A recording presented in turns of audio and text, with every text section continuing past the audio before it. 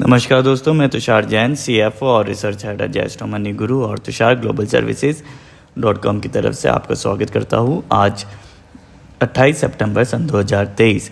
आज हम बात करेंगे कैसे पाकिस्तान में कपास की फसल की खराब स्थिति के चलते कॉटन उत्पादन में गिरावट देखी गई। सबसे पहले हम कुछ कॉटन बाज़ार के भावों के बारे में चर्चा कर लेते हैं।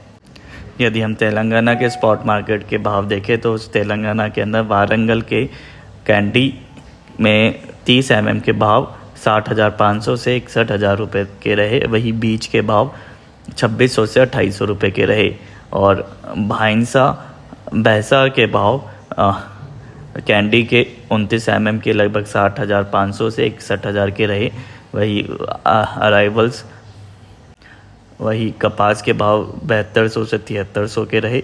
बीज के भाव 3050 से 3100 रहे और खल के भाव 2800 से 3000 रहे। और वही आदिलाबाद के कैंडी के भाव 29.5 mm के 60,500 से 61,000 रहे और करीमनगर के बीज के भाव 2950 से 3050 के रहे। वही यदि हम कर्नाटका के कॉटन मार्केट के भाव देखें तो वहाँ अराइवल्स लगभग 2000 बेल्स की रही। मौसम क्लियर रहा, साफ रहा। कॉटन के यदि हम भाव देखें तो 30 से या फिर 30+ mm के जो भाव रहे 60,500 से 61,000, 29.5 mm के 60,500 से 60,000 से 60,500 के रहे और 29 mm के 69,500 से 59,500 से 60,000 के रहे। वही कपास के भाव 7,000 से 7,600 और बीज के भाव 3,000 से 3,200 के रहे। अब हम बात करेंगे पाकिस्तान में कपास फसल की स्थिति के बारे में। और पाकिस्तान में कपास की फसल की स्थिति विभिन्न कारणों के कारण प्रतिकूल हो रही है। मौसम के खिलाफी होने, सफ़ेद मक्खी और गुलाबी बॉलवर्म के प्रकोप के चलते कपास की पैदावार में गिरावट की संभावनाएं पाकिस्तान के अंदर दिखाई दे रही है।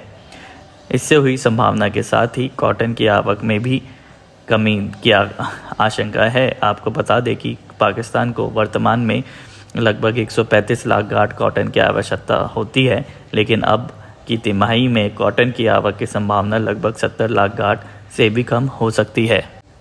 यहाँ तक कि USDA के अनुसार पाकिस्तान को नई सीज़न में 53 लाख गांठ कॉटन आयात करने का अनुमान था, लेकिन अब के मिलों के अनुसार पाकिस्तान को 64 से 65 लाख गांठ कॉटन आयात करने की आवश्यकता होगी।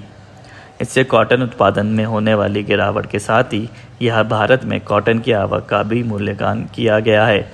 देश भर के प्रमुख उत्पादक राज्यों में 38,800 गांठ कॉटन की आवक हुई है, जो पिछले कार्य दिवस की आवक से बढ़कर है।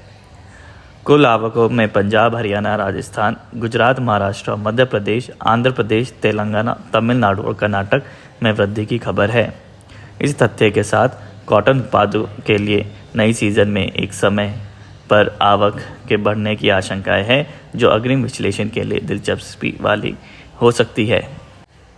हमने लगातार कई सालों से कपास यानी कि कॉटन के अग्रिम भविष्यवाणी आपके साथ साझा की है और वह सत्य भी साबित होते हुए दिखाई दी है। और आगे कॉटन के अंदर क्या तेज़ी बन सकती है या फिर मंदी बन सकती है, उसके लिए आप हमारी पेड सर्विसेज के लिए भी हमसे संपर्क कर सकते हैं।